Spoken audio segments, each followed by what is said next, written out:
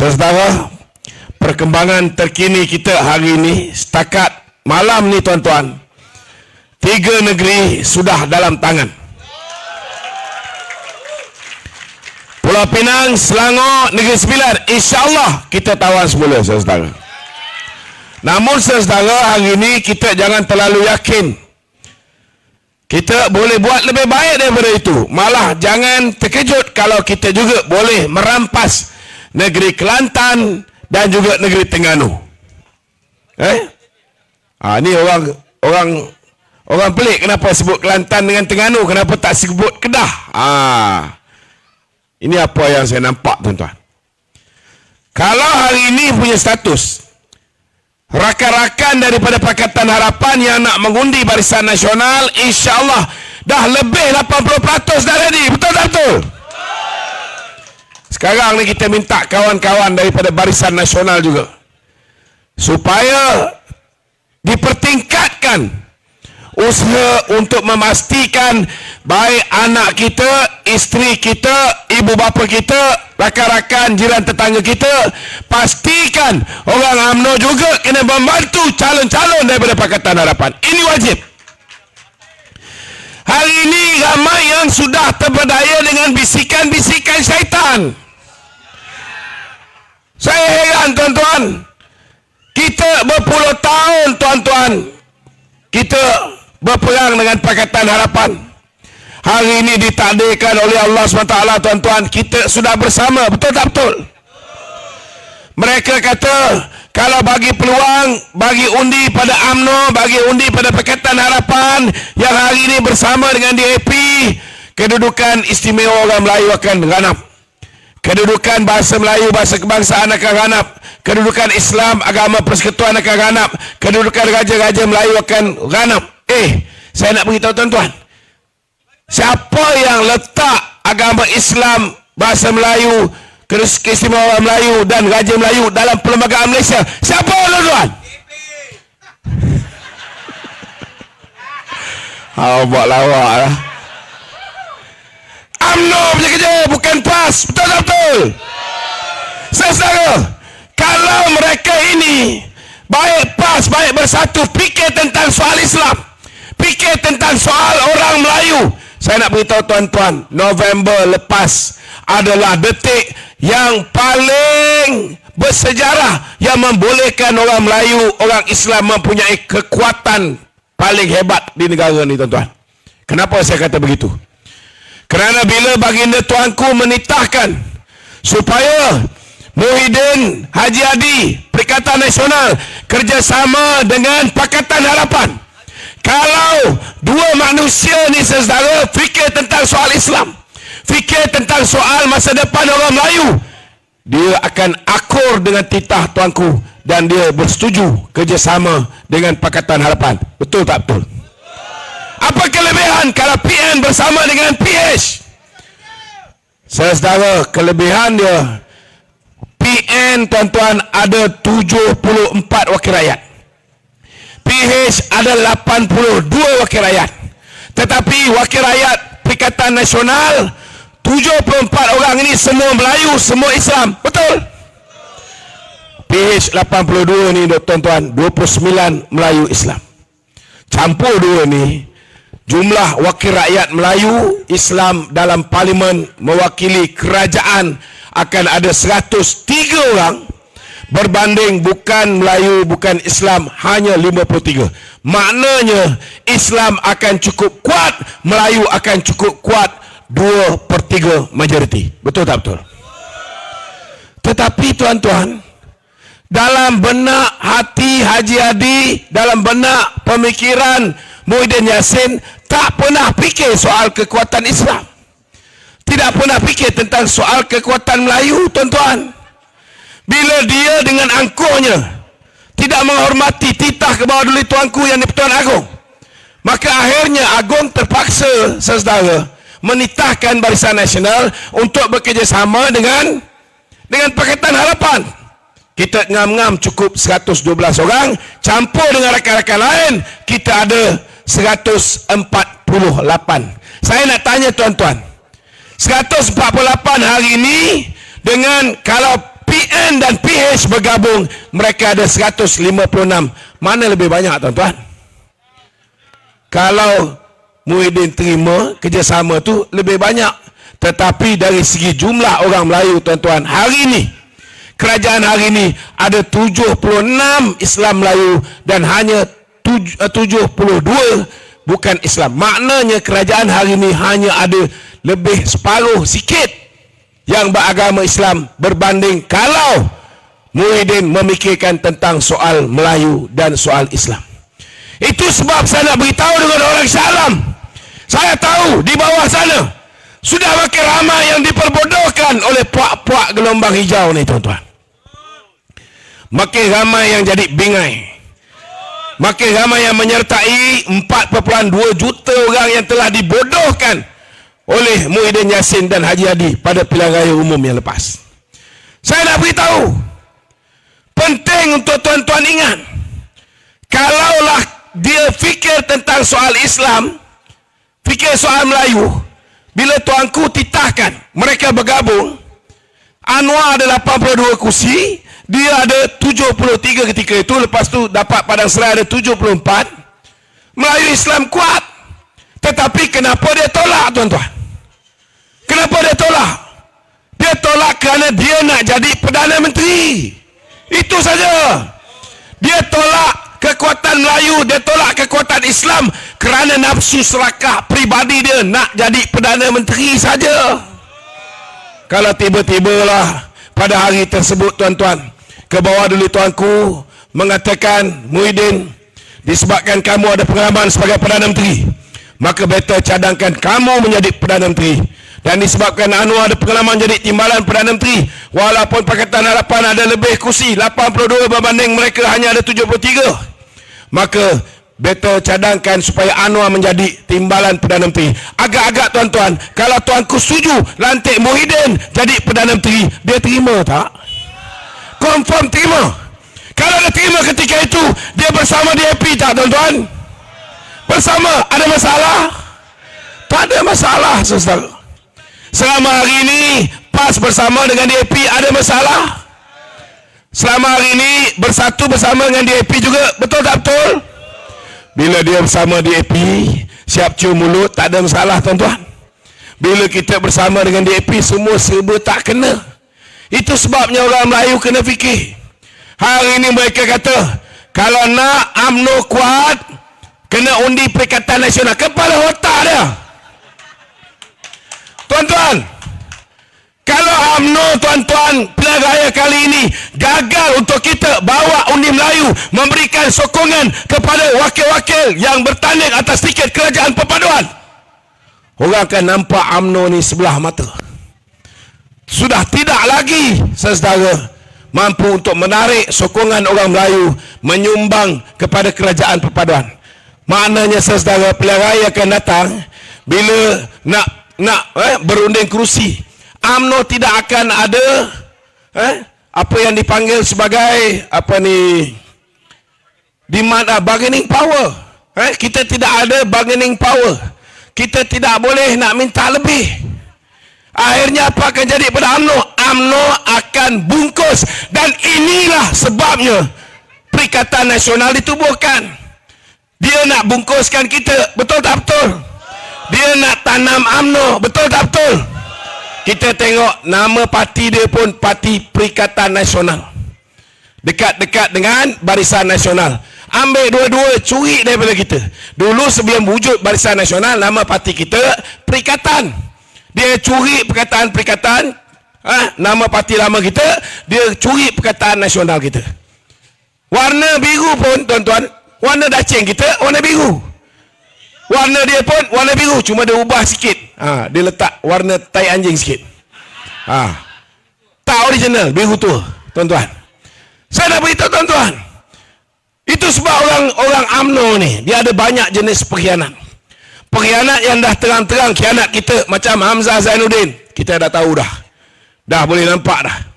Orang macam siapa lagi, Anwar Musa, dah terang lagi bersuluh. Orang macam Norma, dah terang lagi bersuluh. Tapi hari ini siapa? Syahidan Kasim, kan? si pencabul kehormatan bersiri. Saudara, hari ini jangan kita terpedaya dengan bisikan-bisikan syaitan ini. Ada yang kata ini kali kita kena pastikan kita undi calon BN saja. Ada juga. Ada yang kata kalau BN bertanding kita keluar mengundi. Kalau PH yang bertanding kita takkan keluar mengundi. Tuan-tuan, kita masuk pilihan raya ni ada tempat BN akan bertanding, ada tempat PH akan bertanding. Bila korang cakap macam ni, ingat orang PH ni telinga dia pekak ke apa? Kalau orang UMNO nak boykot calon PH, orang PH dengar dia pun boykot calon daripada UMNO, calon BN, maka akhirnya dua-dua kalah. Yang menang siapa? Yang menang hantu puaka ni, tuan-tuan. Betul tak betul? Jadi pakai otak lah. Saudara, mana datang logiknya kalau nak buat UMNO kuat balik, kita kena pastikan UMNO kalah. Saudara, bila UMNO kalah 2018, adakah UMNO makin kuat balik? UMNO kuat balik, tuan-tuan, masa kita jadi pembangkang. Tapi kadang-kadang ada orang dalam parti kita ni degil, terpedaya dengan Anwar Musa. Kita cakap jangan percaya dengan si tua puaka bernama Mahathir Mohamad ni. Tapi dia orang nak bergabung juga. Akhirnya apa jadi? Daripada kita menang 7 pilihan raya negeri, kemudian kita menang 2 pilihan raya negeri, kita lihat bila ada pemimpin-pemimpin dalaman UMNO khianat, membantu musuh, melengahkan pilihan raya. Akhirnya, tuan-tuan, tinggal 26 butir saja. Tinggal 26 butir saja, tuan-tuan. Itu sebab saya minta rakan-rakan, baik UMNO, baik Pakatan Harapan, letak tepi segala perbezaan. Kalau nak kira berperang ni, apa saya tak cakap pasal Pakatan Harapan dulu? Itu yang Dr. Maria pun marah dengan saya dulu. Betul, tuan-tuan. Tetapi hari ini kita sudah bersama dalam satu pasukan. Betul tak? Kita tak boleh boykot. Saya nak beritahu saudara, antara sebab UMNO kalah teruk ni ialah sabotaj dalaman. Satu lagi pengkhianat, bukan lagi orang yang kalau BN bertanding dia tak nak undi PH. Kalau PH yang diletakkan situ, orang BN tak nak keluar mengundi. Ada pula dia kata kita akan undi kalau orang Melayu bertanding. Tuan-tuan, kita masyarakat berbilang kaum majmuk. Betul tak betul? Kita ni saudara, sebahagian besar majoritinya orang Melayu, tapi ada juga yang India, ada juga yang Cina. Jadi kita ni pimpinan, kita dah agihkan kerusi secara saksama. Ada tempat Melayu bertanding, ada tempat India bertanding, ada tempat Cina bertanding. Kalau kita tak undi India dan Cina, saudara, apa akan jadi? Akhirnya, saudara, patut-patut kita boleh dapat simple majority kerana perasaan chauvinis kita, perasaan racism kita. Kita tak nak undi calon daripada masyarakat Cina ataupun calon daripada masyarakat India. Last kali apa jadi? Kita kurang satu je kursi untuk bentuk kerajaan negeri. Yang untung siapa, tuan-tuan? Perikatan Nasional balik. Ada di antara kita pula, cara khianat dia macam mana? Dia ada tokoh-tokoh tertentu yang nak dia angkat menjadi calon. Tiba-tiba tokoh tu tak dapat jadi calon. Boykot. Bukan setakat calon daripada UMNO-nya ni saudara yang kena boykot. Dalam PH pun ada juga perangai macam ni. Betul tak betul? Ini semua, tuan-tuan, bisikan-bisikan syaitan yang akan menyebabkan saudara ramai tak keluar mengundi, ramai yang mengundi musuh kita, akhirnya ianya akan merugikan parti kita. Itu sebab saya rayu kepada sahabat-sahabat. Pada 12 hari bulan 8 ini sangat kritikal. Kenapa saya cakap sangat kritikal? Kerana inilah peluang untuk tuan-tuan memastikan negeri Selangor ini, saudara, menjadi negeri yang lebih hebat. Di bawah pimpinan Datuk Seri Amiruddin Syari, saudara, kita lihat negeri Selangor menyumbang 25.5% daripada KDNK negara kita. 1/4 daripada KDNK negara datang dari negeri Selangor. Betul tak betul? Itu sebab puak-puak walaun ini, saudara, nak sangat negeri ini kerana dia tak puas rompak di negeri-negeri yang 3 butir dia ada ni. Dia nak negeri yang kaya. Kita lihat, tuan-tuan, kalau kita benarkan mereka merampas negeri Selangor ni, saudara, Selangor akan dikelantankan, tuan-tuan. Saya nak beritahu, di mana saja ada tangan puak-puak walaun ini saudara, di mana saja ada tangan puak-puak PAS ini berkuasa, kita lihat kemusnahan berlaku di negeri tersebut. Dia ada penyakit berjangkit, ini bukan COVID tuan-tuan, tapi lagi bahaya. Virus PAS ini lagi bahaya daripada COVID. Dia pegang negeri Kelantan 33 tahun. Masalah air selesai tak? Tak selesai tuan-tuan, tak selesai. Dia dapat negeri Kedah 3 tahun. Negeri Kedah pun dah menyangkit, tak ada air. Betul tak betul? Saudara, dia pegang negeri Kelantan, habis kawasan Balak dia jarahnya. Betul? Botak, Bukit Bukau. Saudara, kemudian mereka jarah dengan melombong emas. Habis lubang sana, lubang sini. Habis biji besi, iron ore, semua dia sapu. Kita lihat di negeri Kedah hari ini, benda yang sama berlaku. Mula-mula dia potong kawasan Balak. Lepas kawasan Balak, tuan-tuan, dia mohon REE. Dia mohon untuk mencari rare earth, bukan mencuri rare earth. Tetapi hakikat dan realitinya, tuan-tuan, dia mohon Januari 2021. Saudara, dah 2 tahun dia beroperasi, tuan-tuan, baru kita tahu. Kita tahu macam mana? Bila mana salah satu lori yang membawa rare earth ini, tuan-tuan, ke Malangan. Dan bila ke Malangan, saudara, lori ini saja, satu lori, membawa, tuan-tuan, 185 kampit rare earth. Rare earth ini nadi bumi. Dia belum diproses, dan selepas diproses boleh digunakan untuk buat chip komputer dan chip telefon, chip kita ni. Harga 1 kilogram, tuan-tuan, RM7,000. Satu kampit di antara 15 hingga 16 kilogram, tuan-tuan. 185 kampit, nilai dia RM3.5 juta. 2 hari sudah, kawan kita, bukan 2 hari sudah, hari semalam, kawan kita masuk ke Bukit Enggang, masuk ke tempat Sanusi ni. Sanusi kata bahawa MBI punya tanah, kompamen 11, 12, 13, tidak ada kecurian REE. Ini pembohong, tuan-tuan. Hari semalam pasukan kita mengesahkan kecurian berlaku di kompamen 12 milik Menteri Besar Incorporated, yang mana menteri besarnya ataupun chairmannya ialah Sanusi. Dan Sanusi inilah, saudara, orang yang telah mengeluarkan surat dikepilkan bersama dengan permohonan daripada CEO MBI untuk membawa masuk si Mr. So ni, tuan-tuan. Mr. So yang telah ditangkap kerana mencuri REE. Saya nak beritahu saudara, maklumat yang kita terima, dia dah beroperasi dekat 2 tahun ini. Satu hari dia ada masa-masa tertentu. Satu hari, tuan-tuan, 5 biji lori. Cuba saudara bayangkan, 3.5 juta kali 5 biji lori kali 365 hari kali dengan 2 tahun. Saudara, anggaran jumlah REE ataupun rare earth nadi bumi yang dah dicuri daripada negeri Kedah Darul Aman ini, tuan-tuan, ialah sekitar 12,777 juta ringgit. Saudara, 12.77 bilion ini, tuan-tuan, negeri Kedah kaya raya, betul tak betul? Negeri Kedah tak payah tunggu Dato' Seri Anwar baru ni meluluskan terusan untuk memastikan bahawa pesawat padi boleh menghasilkan tanaman padi 5 musim untuk dalam tempoh 2 tahun. Tak payah tunggu Dato' Seri Anwar datang. Saudara, tak payah tunggu Dato' Seri Anwar untuk naikkan hasil baja ni, subsidi baja.